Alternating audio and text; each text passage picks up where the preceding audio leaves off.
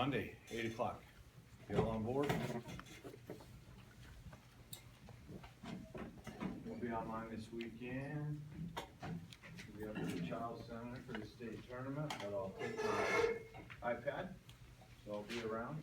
I got a meeting today, so I'm gonna change my office hour to 12:30 to 1:30. I hope that's not a problem. If it is, just email me your questions and I'll get back to you. Otherwise, I'll be back on campus and in, my office, 12:30 to 1:30 today, so please note that. I'll put it on my door too, in case you forget. Grades, start working on grades Tuesday. You'll know your grade. As soon as I post it Monday afternoon, I'll post your final exam score, and there's a cumulative column on the grades on Moodle. It'll tell you your percentage, match that percentage with the syllabus, and it is what it is. All right, if you missed it by a point or two, you missed it by a point or two. I'm pretty firm on it. Last term I was a little lenient because I think we had a little issue with something, and I bumped a few people. But I don't do that because we do so much extra credit in here. That's just I think it's fair to you, it's fair to me. So earn that grade. So you'll know your grade Monday afternoon, but I won't put them into the registrar's office until Tuesday or Wednesday of next week. The syllabus for MP3 is on the bottom of our Moodle page. I don't know if you guys saw that or not, but I would print that out if you register for me next term, just so you can get an idea of what we're doing on that Monday first week. Also, AMP3 notes are on our AMP2 website at the bottom, so you can print those out at least for exam one, for day one stuff if you're not on Moodle. I'll open up Moodle for AMP3 on Sunday, the day before spring break is over, the day before classes start, so you're always able to go in Sunday night and print off anything you need as well. But I know some of you like to study over spring break.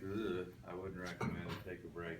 But if you just can't stand to be away from AMP for 2 weeks straight, you're welcome to that material. All right, we good? All right. Final is about 80 questions. It is 3 chapters, so it's comprehensive. It's fair. It's fair. I took it this morning. It's good. I got my cheat sheets here. Immune's gonna bite you. Immune's the tough one. So I'll go over it today. Blood, I think you'll do fine on blood, Punnett squares and things like that. The whole last page is this. This is what I did. Last page of the exam, number 70 through 7. I also threw an extra credit question on the exam, which I'll go over today, which you guys have already gone over. This is the last page of the test, about 10 questions. I'll give you 2 patients with their CBC data, and you'll take a look at that. Then I'll ask you to diagnose and treat. And so I just made up stuff this morning. And you have to look at these things. You have to check what's high, low, or normal, and then give me a diagnosis and a treatment. RBCs, what do you think? High, low, normal? Normal. Normal, good. White blood cells? High, 4 to 11 is normal. Hematocrit? Normal. Hemoglobin, normal, 12 to 18. Hematocrit's 38 to 48. You guys following me here? I'm going fast. But there is a printout on the Moodle site that has this information and the normals there. There's also a review. If you guys haven't printed this out, my God, please do. I had a top student a year ago who redid all the notes and all the pictures and made a beautiful PDF file. That's how she studied. How she learned the material was actually reworking notes and putting pictures, and it's on Moodle. I said, my goodness, can I use that as a great review sheet for my students? She said, sure, yeah, do it. So for this test and for all the ones in AMP3, there's a 4 or 5 page review sheet on Moodle that's a PDF file that is phenomenal. Have you guys seen that? Mm-hmm. I mean, print it out, use it. I'd say 90% of our exam comes right off those 4 or 5 pages. So it's comprehensive, it's accurate to a degree. I noticed on the CBC that she did that there were actually 2 things that were mistakes. Somebody pointed that out in my office yesterday, and I was like, huh, That's interesting. So correct those, find the ones that she had done wrong on that review, but the rest of it's perfect. And you'll be just fine. Platelets, normal, high or low? Normal. Normal. Diff count, neutrophils, 72. Yeah, it's high, normal. Lymphocytes, Low. low. Monocytes, High. high. Eosinophils, Normal. normal. Basophils, Normal. that's normal, 0 to 1, normal. So, what do we got? Bacteria. White blood cell here, high and high. White blood cell indicates some type of infection. Then you come down here to determine the diff count is used to determine what type of infection it might be. It says neutrophil, food of choice of neutrophils is bacteria and fungus.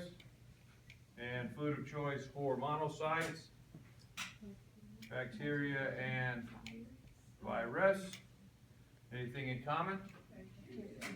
Bacteria, most likely bacteria. Treatment is antibiotics. And what would the physician tell you?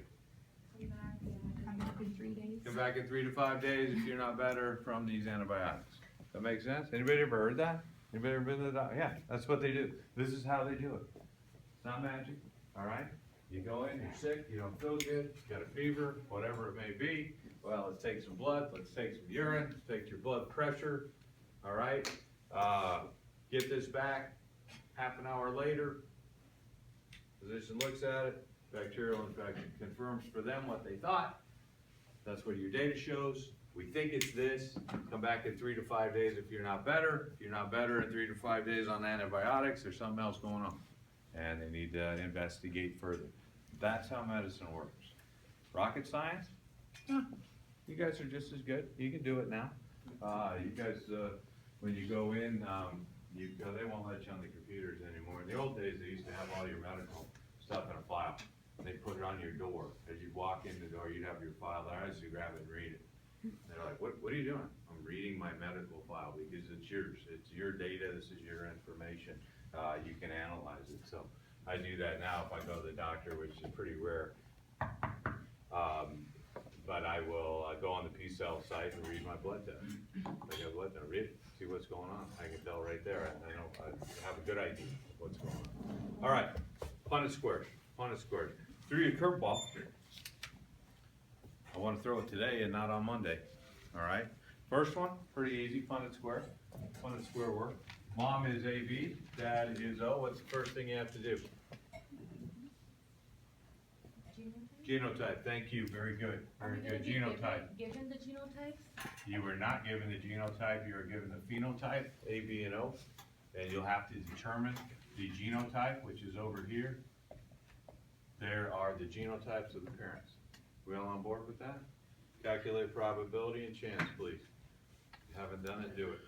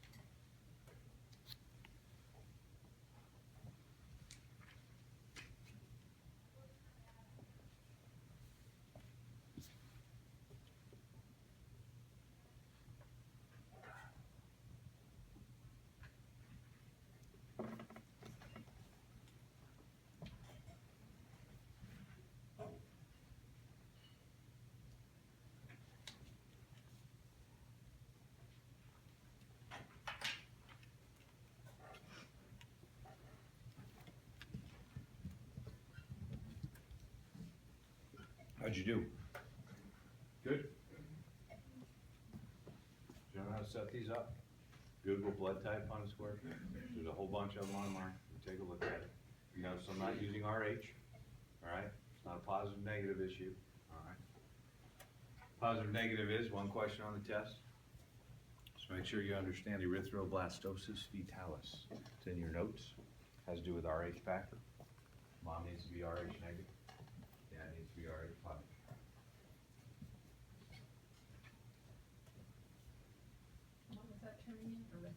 Erythroblastosis. Yeah, don't ask me to spell. Fetalis, it's in your notes. It's also known as, anybody else know this yet? Also known as hemolytic disease. Hemolytic disease. The problem when you got a mom who's a Rh negative mom and an infant who's an Rh positive and they cross the fetal blood in the placenta usually during the first childbirth. Doesn't affect the first baby, but affects the second baby. There's no question on the exam about that. 0.5 to the fourth, I figured out in my head it's about 6%. I don't know if that's accurate or not. You guys got calculators? Is that about right? 6.25. 6.25, great, round up, round down. All right, it's fine. I did on the exam. I gave you whole numbers for percentages on the exam. So if you're looking for a 6.25 and I have 6, circle is 6. Are we clear on that? All right, that's not none of the above because it doesn't match yours. I just rounded. I rounded. Good. Over here, what's this? What is this? Surprise. Sickle cell. Sickle cell. We talked about it? Sickle cell anemia. So with sickle cell, you've got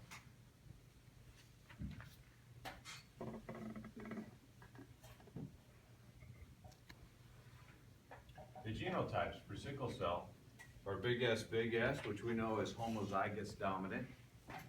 Big S, homozygous dominant. Big S, little s is heterozygous. They're also known as carriers for sickle cell. And then little s is homozygous recessive. And that person has sickle cell anemia. Little s, homozygous recessive. That person has sickle cell. So can we set it up the same way? Sure, if we know the genotype,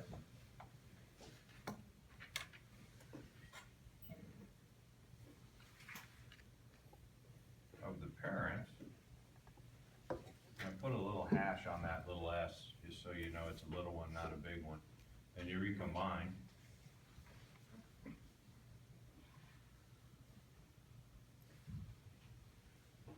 Probability of having a carrier is 50%. Same kind of square work, just a different, not blood typing now, it's sickle cell. You can do that. Sickle cell is an interesting disorder. Why am I talking about this? It's on the test, all right? Sickle cell, is sickle cell your objective? Sure it is. We covered it, you're supposed to look at it. Well, now I'm giving you a little bit of the genetic background. Carriers, this is an interesting disorder because a carrier, which is heterozygous, can actually exhibit symptoms of sickle cell when in high oxygen stress. So I might have sickle cell. I might be a carrier of sickle cell. I don't have sickle cell anemia or I wouldn't be 52 today. It's my birthday, so happy birthday. I shouldn't be working today, right? It's your birthday, you shouldn't be, but I'm not gonna miss a review for you guys. There is a carrier. And so if I go hiking to the Swiss Alps next week on spring break, which I'm not doing, I'm going to Phoenix, I might exhibit symptoms of sickling. My cells in oxygen stress at high altitude with hypoxia could actually sickle. And I didn't even know I had it. All right, and it happens. It happens now, actually more often than we think. Skydiving, things like that. People are sickling and they didn't even know they were carriers of sickle cell. If you have the full-blown disorder, which is a little s, you'll know early on in life that you have sickle cell anemia. All right? Any questions on those? Do we need to do more? You got those? All right? So the whole last page of the exam is what's right behind me. But it covers an enormous amount of material, even though you're just doing the problems here. It covers a lot of material because even there's other questions on blood typing on the exam. Sure, what's the universal donor? Oh, what's the universal acceptor? AB, 2 test questions. So a lot of this material up here. I think I asked a question about hematocrit. What is hematocrit? Definition. It's all up here. You know the numbers now. Hematocrit is the percentage of red blood cells in a given sample of blood. We spun it down in the capillary tubes in lab up here. That's what hematocrit is. Hemoglobin is a measurement amount of iron and globin that can carry blank. Hemoglobin binds what? Oxygen and CO2, carbon dioxide. Good. Are you writing furiously? Because these are all test questions. All right. What's PLT? Platelet. Another name for platelet? Thrombocyte. Thrombocyte. I'd like you to write down a disorder that's on the exam called thrombocytopenia. Thrombocytopenia.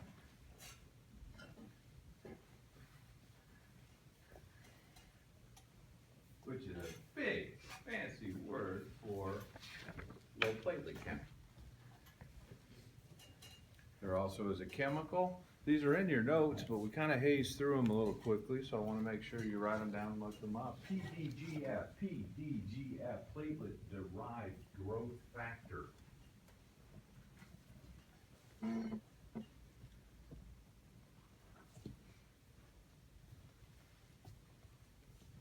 Which stimulates healing.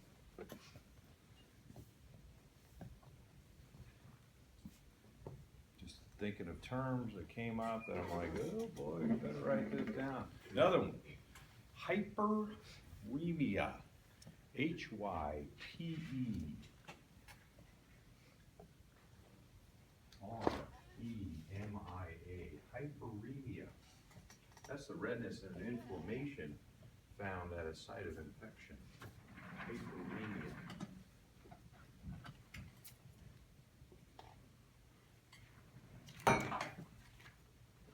So, what I'm saying is a lot of this information up here is, not only do you have to know the numbers to use it for evaluation of the CBC, but you need to know what we're doing here. Up on the top, red blood cells. Also known as what? Erythrocytes. As an adult, are they, do they have a nucleus or not, as a mature cell? They do not. About how big are they? 8 microns, which is tiny, and their main function is to transport gases. All right, so a lot of the stuff comes off of here. I also made this up this morning.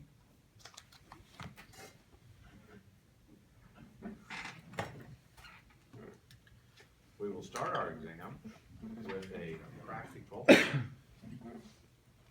component, not on the microscope slides, but we'll do it up here on the front.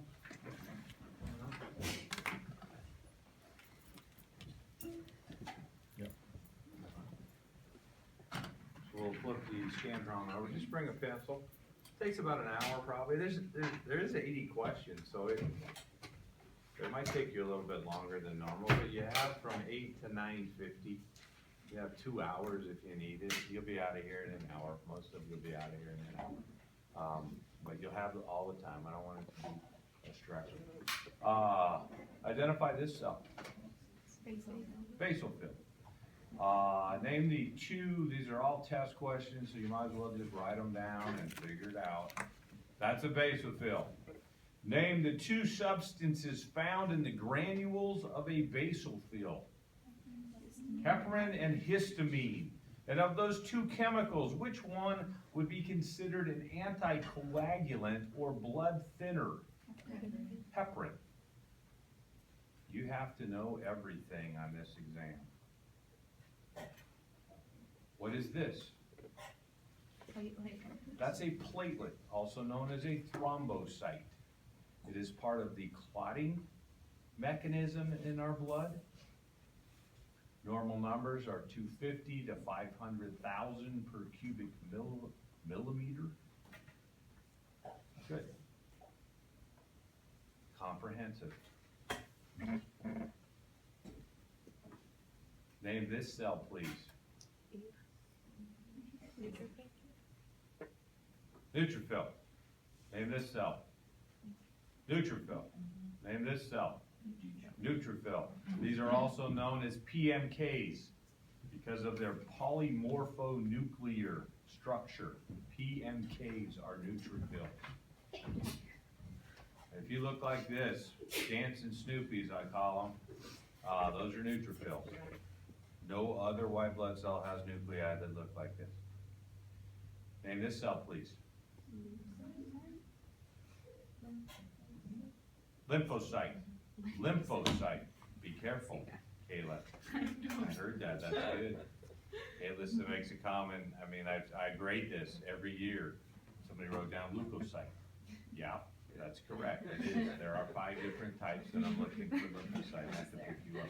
What's the food of choice of the lymphocyte? I know. You got 5 days. Figure it out. Figure it out. Virus. That's what they like. Of the disorders we've discussed in class, a CBC or smear that looks like this would probably be which disorder? Leukemia, or ALL is fine. Acute lymphocytic leukemia. These are all lymphocytes, and they're really off structure, and that number is ridiculously high. That is leukemia. Half point for cancer, because it is a cancer. Pretty. How about that bad boy? Basophil. How about this bad boy? Monocyte. Why? It's 4 times as big as a red blood cell. Food of choice? Bacteria And virus. So if you see monocytes and lymphocytes elevated, probably a viral infection. Physician will say, go home, chicken soup, sleep, nothing we can do for you. You'll be better in 3 to 5 days, all right? That would be an elevated lymphocyte and monocyte count. That's a pretty monocyte, good. And this one is a lymphocyte. Why does it look like these are donuts?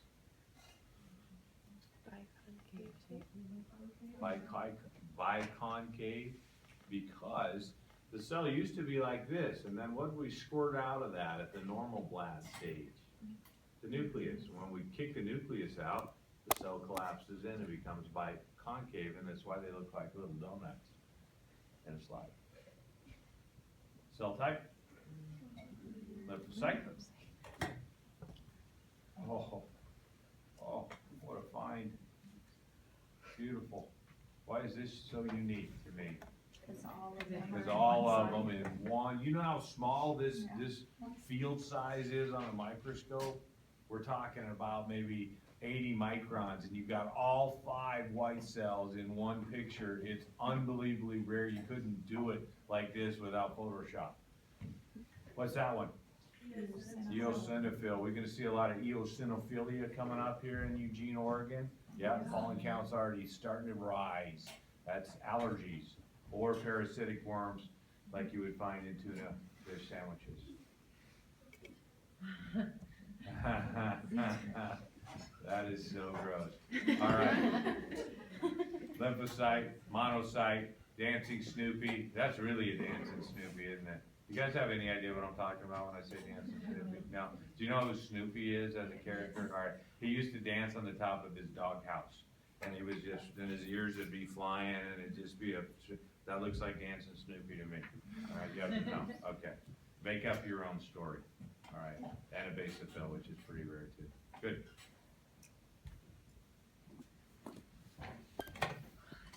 Question? Anything? All right, let's bang through it. Just start taking notes. I took the test this morning, an hour ago. I know what's on it. This is a hematocrit. Hematocrit's made up of plasma, buffy coat, and red blood cells. The buffy coat specifically is about 1% of a hematocrit tube. It's made up of the white blood cells and the platelets, 1% buffy coat. Buffy coat is on the exam. Plasma is primarily what? Water. 97, 98% water. Those are called formed elements. Good. We know the cells, good. Hemoglobin is made up of 2 components. So put HB equals globin, which is a protein, and it binds blank. Anybody know? CO2. CO2. The heme group, there are 4 of them. The most important part of heme chemically is iron. And it binds blank. Oxygen.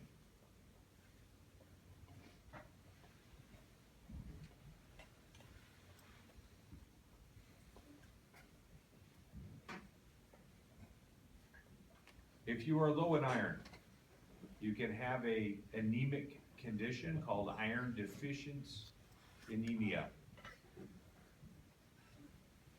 If you're low in vitamin B12,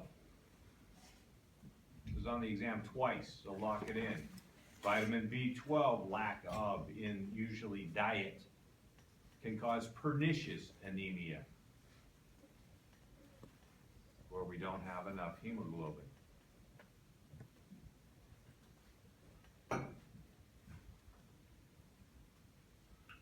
We also know now about sickle cell and the Punnett square that's on the board. And what was the cause of the original evolutionary change that brought about sickle cell anemia into this world? Malaria. Malaria. Write it down.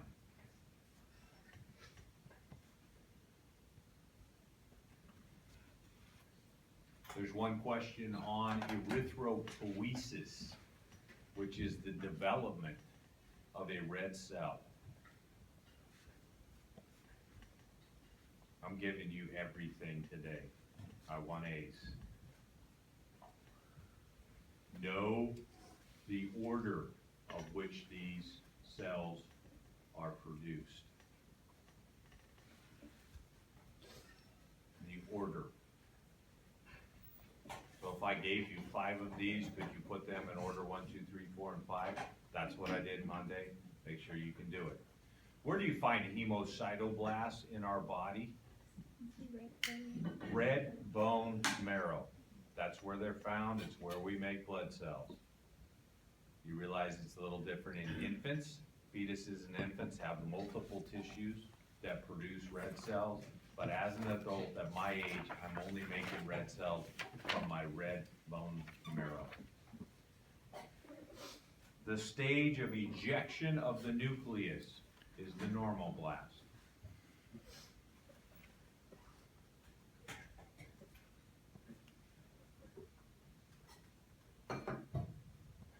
And how long does this bad boy live as a mature erythrocyte out here in the bloodstream? 100 days. Why does it die? These are all questions. I'm just telling you. Why does it die?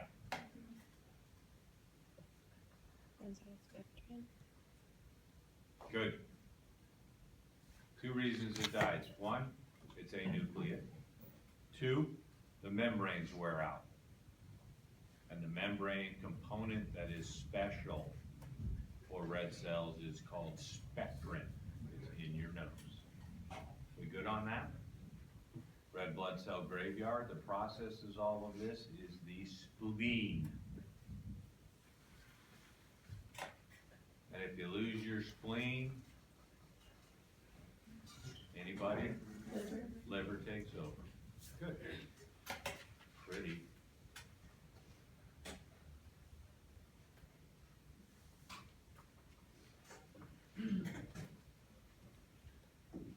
What initiates this committed cell to move forward?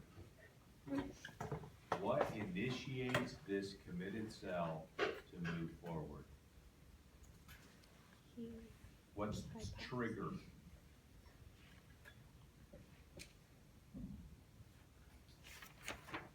Good. Glad we're talking about it today. Hypoxia. You know the term? It's on the test. Hypoxia, which is low oxygen. Low oxygen. Can anyone name 2 things that might cause hypoxic conditions in our body? Elevation. Going from low to high elevations causes hypoxia. Respiratory distress, beautiful, we're not exchanging gases well. What else? Blood loss. This is beautiful, study with Kayla. Hemorrhage, blood loss, causes hypoxia, and I'm thinking of one more. Where'd you guys park today? Parking lot? You walk down? Exercise. The number one thing that we'll actually use today to make more red cells is simply walking around the campus. Exercise, good. Came up with 4, I'm looking for 2. All right, good. Causes of hypoxia, sounds like a good test question you made. And hypoxia is the trigger for erythropoiesis. Guys linking it all together, you'll do fine.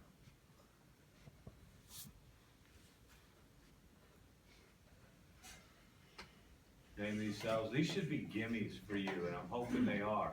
Name that cell. Neutrophil. Can you give me percentages, foods of choice for each one of these? You have to, all right? So neutrophil, percentage. 40 to 70, 45 to 70. Yeah, 45 to 70, good, all right? Food of choice, bacteria and fungus. We good on that? Yeah. All right, moving over. What's that one? Eosinophil. Eosinophil. Numbers. 1 to 4. 1 to 4% of the total white blood cells that you count. Food of choice. Bacteria and virus. Careful. Oh. Eosinophils, allergens, and tuna sandwich. Parasitic worms. All right? You guys will never forget. All right. Cell. Basophil. Chemicals found in the granules. Histamine and heparin. Cell. Lymphocyte. Lymphocyte. Numbers. 20 to 50. 25 to 45-ish. All right. Somebody asked me, hey, the book has this number, you have this number, the lab book has a different number. I know. Why would they have different numbers like that? Wouldn't you think it'd just be perfect? No, because we're all different genetically. We live in different regions geographically, and we can be different races. Our genetic background is different. So the numbers can fluctuate based on where we live and our cultural background. So all of them are correct, and my answer to them is when that's normal, I'll put it right in the middle of it. So it will be normal for whatever numbers you memorize. Are we clear? And if it's abnormal, I will put it out of all ranges that you might have seen in the text lab or in my notes. Are we good on that? That's how I can justify that. Memorize whatever one you want that's correct, and you'll get it right on the test. Lastly, cell type, monocyte, numbers, 3 to 8%. 3 to 8% food of choice, bacteria and virus. Bacteria and virus, when you look for those, good. Pretty. Leukopoiesis, extopical area, leukopoiesis. Same stem cell, where's the stem cells found, please? Bone marrow, red bone marrow, good. The factors that cause the committed cells to develop a specific lineage. What triggers these committed cells to develop? Colony stimulating factors, CSFs. They're in your notes. Those are the hormones that will trigger committed cells to develop into mature leukocytes.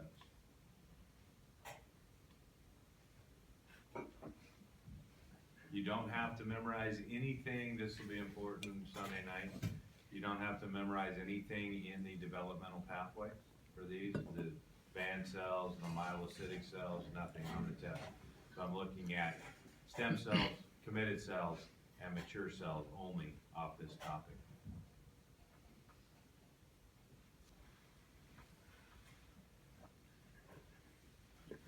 Had a few questions in my office yesterday about hemostasis, which is an area in the notes that we did skip, and I said do some independent study. Here's the picture of hemostasis, which is blood clotting. all right, blood clotting. There's about 3 questions on hemostasis that are on the exam. First is, put these in order, I'll just give them to you now, all right? Coagulation factors, put them in order, please, of how we actually make a platelet plug.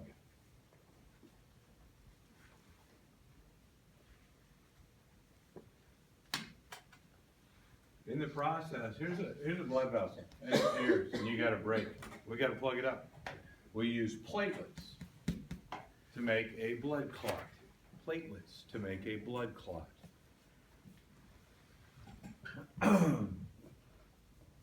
From the platelets, I had mentioned something earlier, and let's write it down again. There is a chemical release called platelet-derived growth factor. PDGF, platelet-derived growth factor. What do you think it does?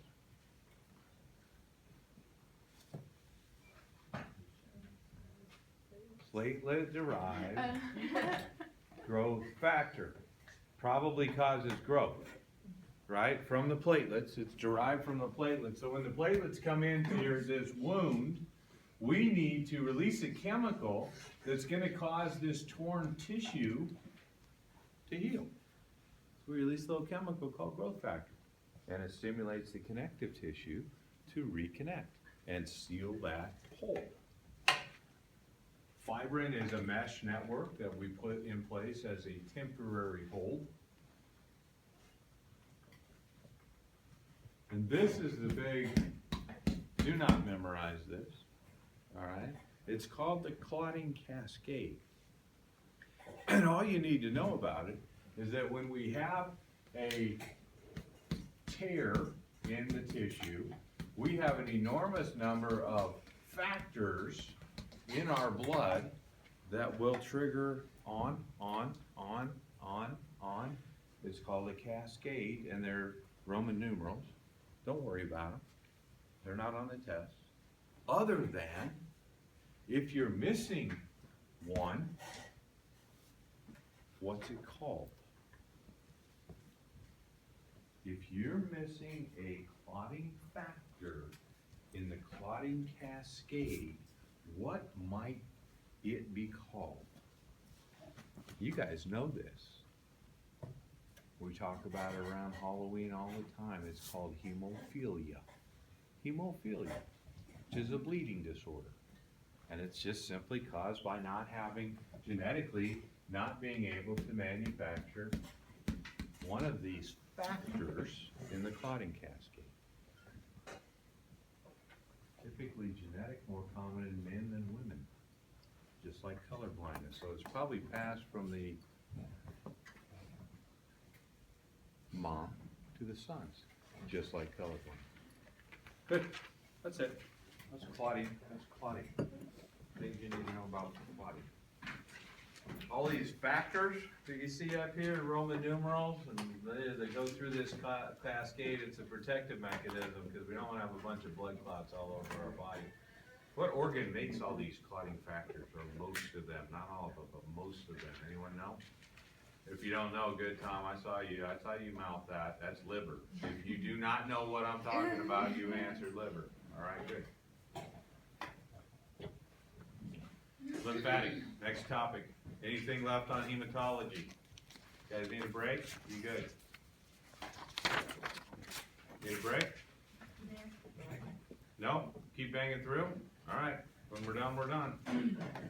Lymphatic capillaries. So now we're did hematology. You guys got all that? No questions? Done. Moving to lymph. Lymph is the easy part of the exam if you know it well. All right. Let's talk about lymph as a fluid. It is very similar to blank. Plasma. It's mainly water. That means what is it missing in compared to blood? Red blood cells. It's clear. It's a test question. I'm giving them to you. All right. Is it a low pressure? Other things to know about the lymphatic system. Is it a low pressure or high pressure system? Is it a high pressure or low pressure system? It is a very low pressure system. Much like venous return, low pressure. Therefore, what two mechanisms enhance the return of lymph to the bloodstream? Muscle contractions and respiratory chest changes. Good.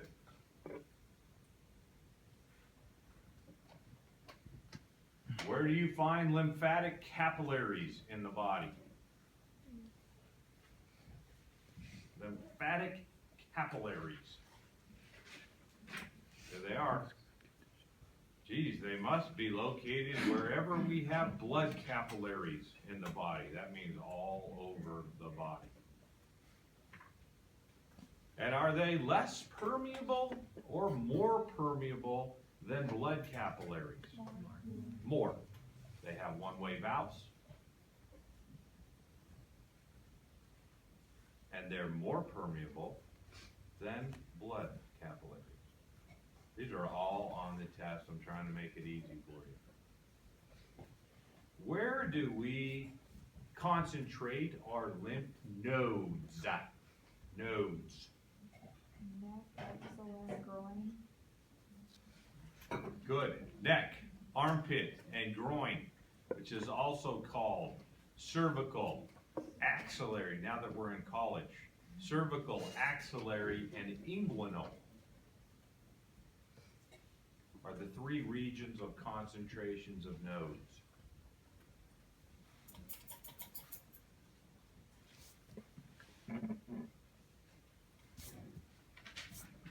A lymph node,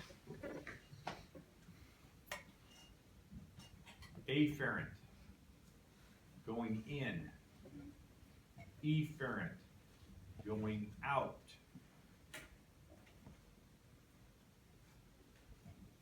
If these nodes are blocked,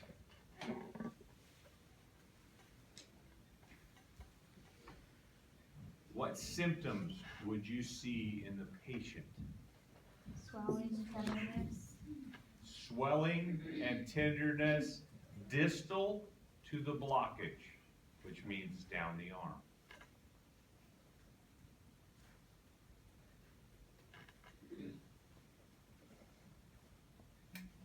We see that, again, parasitic worms in some countries where sanitation is not great and people urinate in a stream or a lake. Parasites are positively rheotactic, which means they will swim up the urine stream into the urethra of a patient, lodging themselves in a lymph node, giving rise to a disorder you've all seen in junior high or middle school on a slide called elephantitis. You guys ever heard of that? If you haven't, look it up. It's I'm gonna do it right now. I got enough of you out here going, what? I've never heard of that disease. You watched it. This is not on the test. This is just for me. It's my birthday, and I'm gonna teach you something.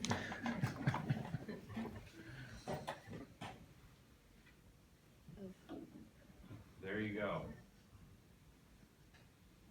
That is distal swelling with edema of a patient who has blocked lymph nodes. This is due to filariasis, which is a small parasitic worm. Isn't that amazing? That's elephantitis.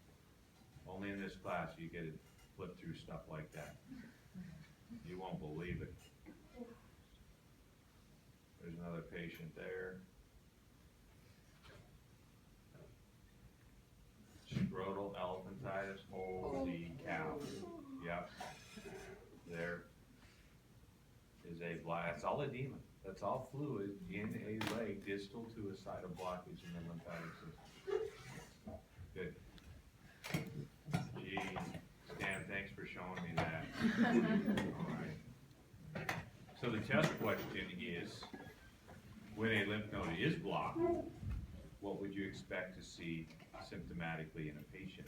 And it is distal swelling and edema.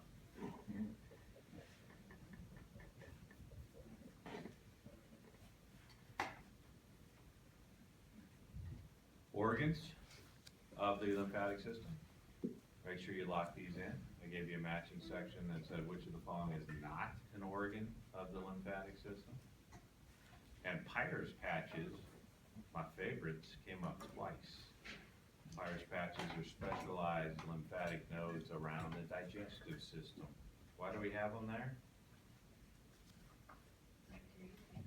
Yeah, because you're making tuna sandwiches on your counter at home that you haven't wiped down in 4 days because it's finals week.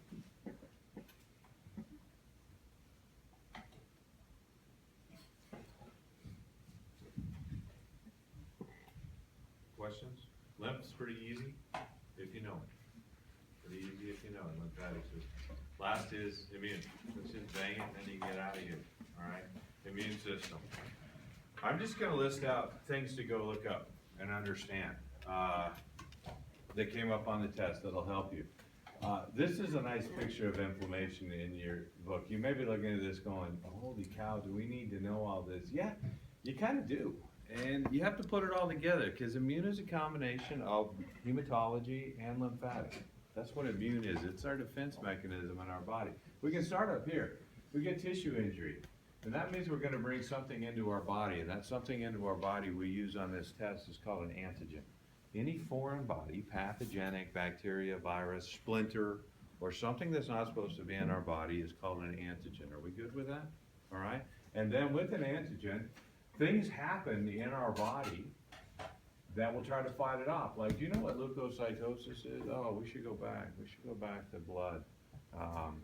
Leukocytosis is development of white blood cells. Erythropoiesis is development of red cells.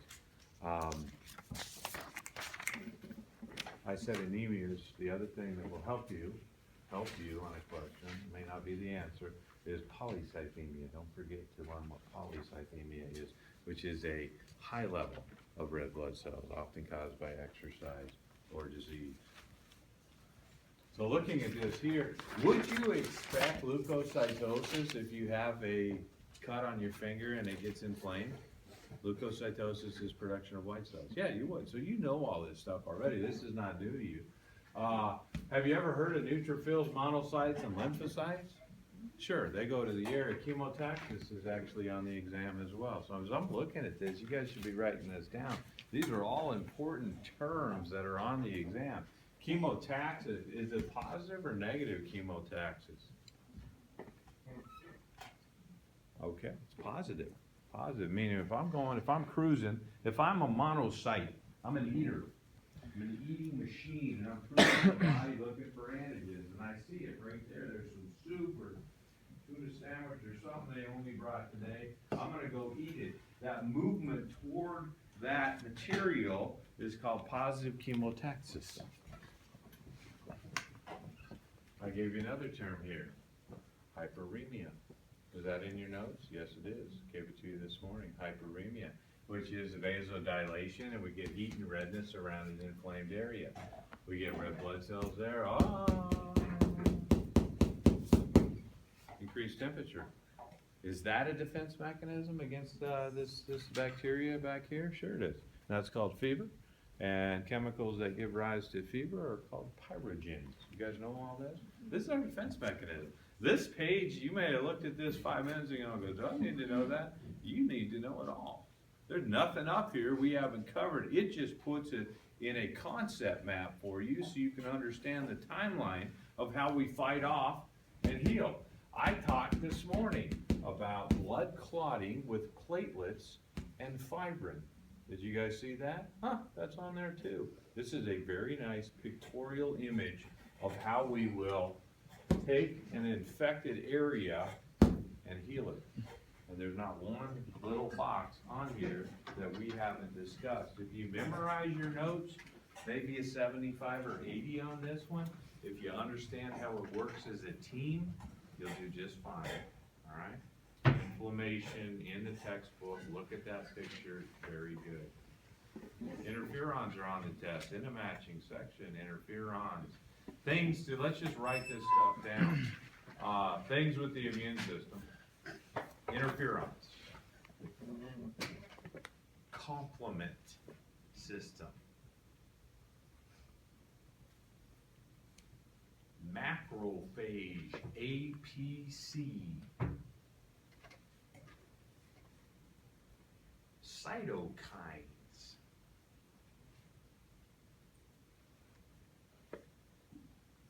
I'm helping you out with matching here, all right, when you get to it. You'll need to know what those are so you can match them differently. And it's not like they're 4 A's, you have to go A, B, C, D, so you just have to figure it out which one is which.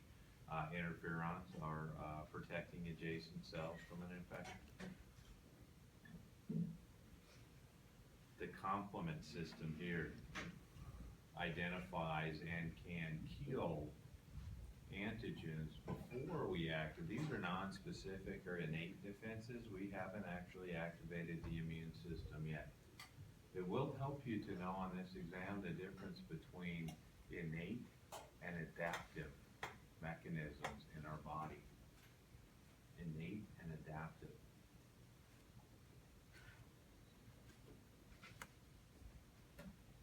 Part of the complement system includes, write this down so you'll look it up, C3b. C3b is a protein, which is right here at the tip of the pointer, and a term called opsonization. Those all come up on multiple choice. So understand what the complement system does, understand one protein called C3b, and the term opsonization.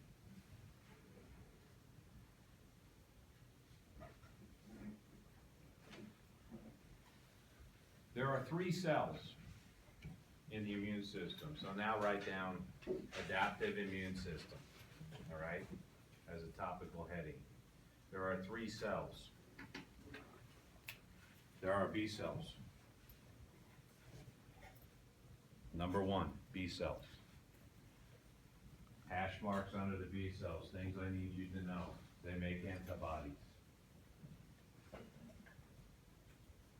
The specific cloned B cell that makes antibodies is called a plasma cell.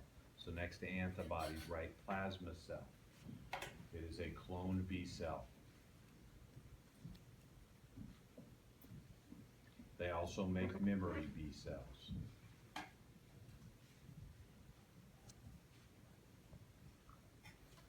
That is the cloning process.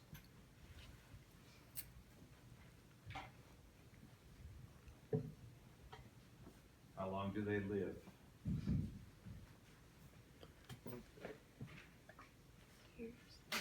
Months to years. They can live up to, they estimate, 75 years. Wow. 2 things about B cell cloning. Primary response, slow. You get sick, usually. Make some antibodies. That's the first exposure, first encounter with an antigen we've never seen before. Go to Mexico for spring break. See an antigen you've never seen before. You might get sick when you get back. Because our first primary response is slow. It's up there. Secondary response, go back to Mexico 3 years later. Run in that same antigen. You're gonna fight it out quickly. Secondary response is fast and produces an enormous number of antibodies.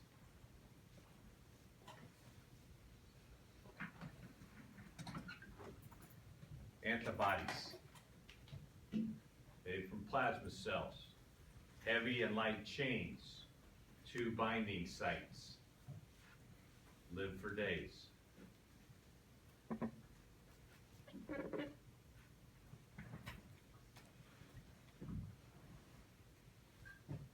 How we doing? You guys all right? Number 2, we got B cells. We got T cells. 3 types of T cells. Small case A, B, C, A, cytotoxic T cells. Cytotoxic T. Also known as killer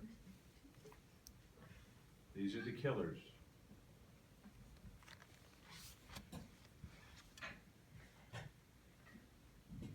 B, helper T's. C, suppressor T's.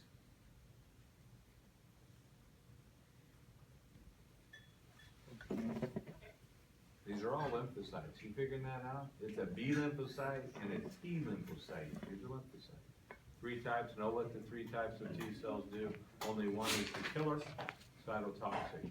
There is another killer cell that is not considered part of the immune system that is on the exam. It's called a natural killer cell. You should write that down, an NKC or a third population cell. And it is a special forces cell that cruises our body. It's not part of the immune system, but it is on the exam. Number 3, in the big picture of cells of the immune system, number 3 is a macrophage, APC. Macrophage, APC. APC means antigen presenting cell.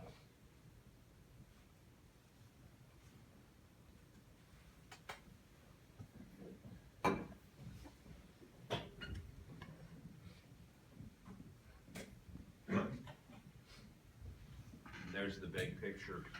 If you draw it out, that's what I'd like you to do, the immune response, because it includes pretty much everything. Here's our antigen up there. Innate defenses. Can somebody name 3 innate defenses we have before we even call in the Army, which are the B cells, T cells, and macrophages? What do we use in our body to prevent antigens from getting in our system? Number 1, skin. Number 1, skin. Number 2,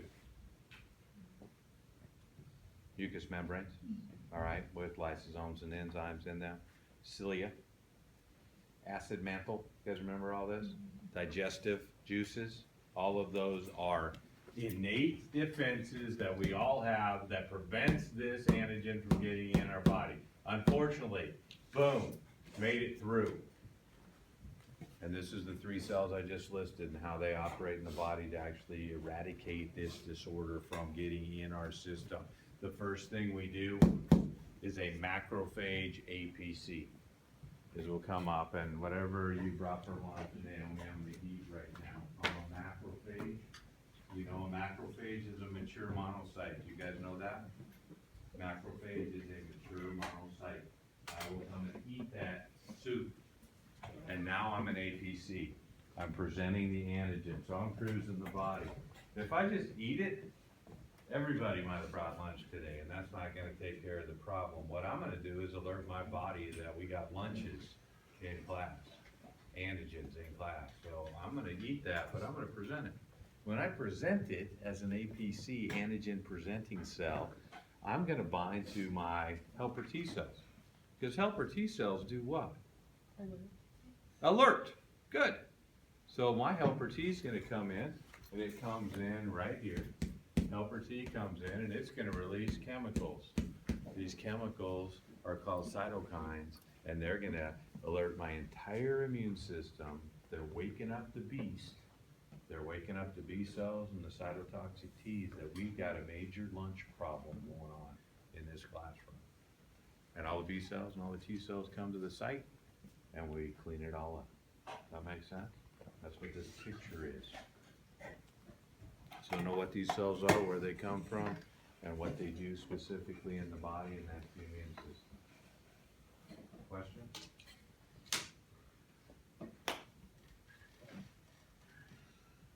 I'm done. That's all we got. Good luck. I'll be online if you need me. Change my office hours, send them late, new office